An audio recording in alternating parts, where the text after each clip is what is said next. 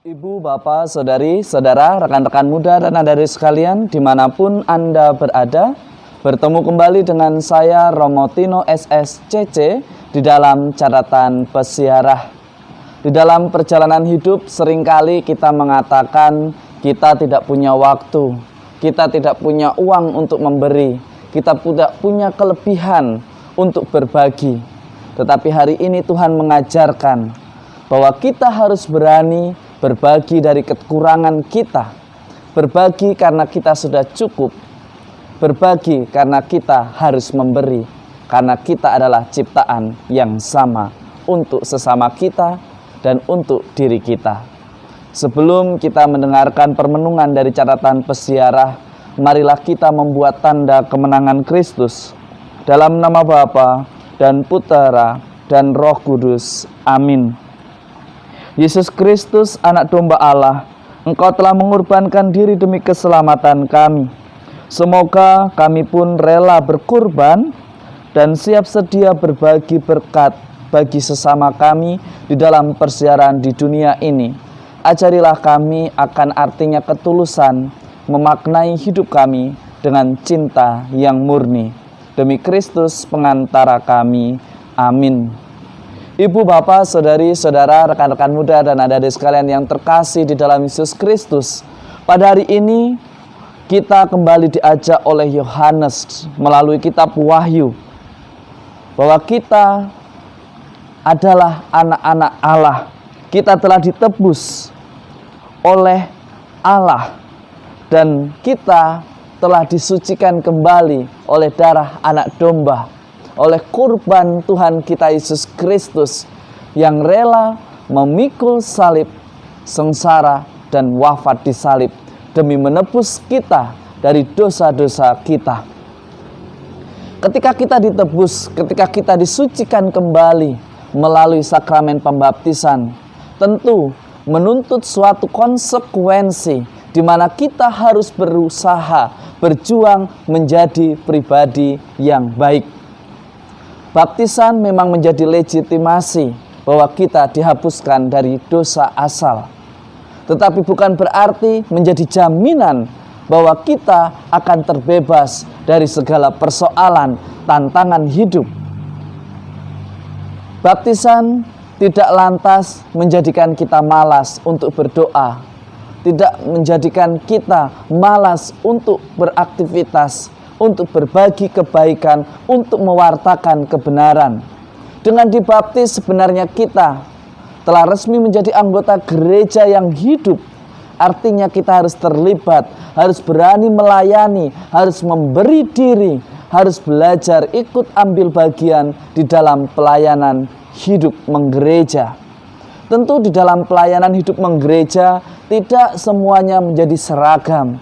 Justru karena perbedaan, justru karena keunikan, justru karena keragaman bakat, talenta yang dimiliki oleh gereja yang hidup, gereja itu menjadi berkembang ketika mau berbagi, mau memberi, mau berkarya. Sekali lagi, baptisan bukanlah menjadi jaminan bahwa kita selamat, bukan menjadi jaminan bahwa kita akan dibebaskan dari persoalan hidup. Baptisan memang membebaskan kita dari dosa asal, sama seperti kain putih. Ketika baru begitu putih, tetapi ketika kita tidak mau mencucinya, maka akan menjadi pudar warnanya dan menjadi kekuningan. Di dalam hidup beriman pun perlu untuk mengevaluasi, perlu untuk memperbaiki diri sehingga gereja semakin berkembang. Perbedaan pendapat, perbedaan cara berpikir, itu menjadi hal yang wajar, yang menjadi warna di dalam dinamika hidup menggereja, sehingga gereja itu semakin berkembang. Injil pada hari ini sangat sederhana, tetapi mengajarkan kita banyak hal. Apa yang disampaikan oleh Yesus untuk melihat seorang janda yang memasukkan uang 2 dinar di dalam kotak persembahan. Yesus mau mengajarkan kepada kita bahwa perempuan ini memberikan meskipun hanya 2 peser uang, tetapi ia memberikan dari kekurangan. Yesus mau menekankan tentang menjadi anak Allah, menjadi saksi Allah, tidak fokus pada kuantitas, tetapi kualitas hidup kita. Seringkali kita menunggu ketika kita memiliki waktu lebih, ketika kita memiliki uang lebih, ketika kita memiliki makanan lebih, baru kita mengatakan mari berbagi. Bagi Yesus itu terlambat. Tetapi itu bagus, bukan berarti jelek. Tetapi akan lebih bagus, akan lebih istimewa, akan lebih bermakna ketika kita membagi dari kekurangan kita karena kita sudah cukup. Seringkali kita merasa kurang dan kurang, hingga akhirnya kita tidak pernah mampu berbagi sampai kita tua. Si janda mengajarkan kepada kita untuk berbagi tidak menunggu sukses terlebih dahulu. Untuk memberi waktu tidak menunggu kita sudah berada di jabatan paling tinggi. Yesus mau mengajak kita melayani sebagai gereja yang hidup selagi bisa. Hari ini kita lakukan. Mari kita lakukan untuk investasi masa depan kita, untuk investasi hidup setelah kematian kita di dunia ini. Perbuatan baik harus kita tumbuhkan. Perbuatan untuk berbagi harus kita hidupi dengan cinta yang tulus, dengan perbuatan dan hati yang tulus. Seringkali kita fokus pada kuantitas, tetapi kita lupa yang terutama bagi Tuhan ialah ketika kita mau memberikan tanpa pamrih. Itu lebih berkualitas, lebih teristimewa, lebih menjadi bermakna karena kita memberikan dari kekurangan, karena kita memberikan waktu, karena mau berkorban.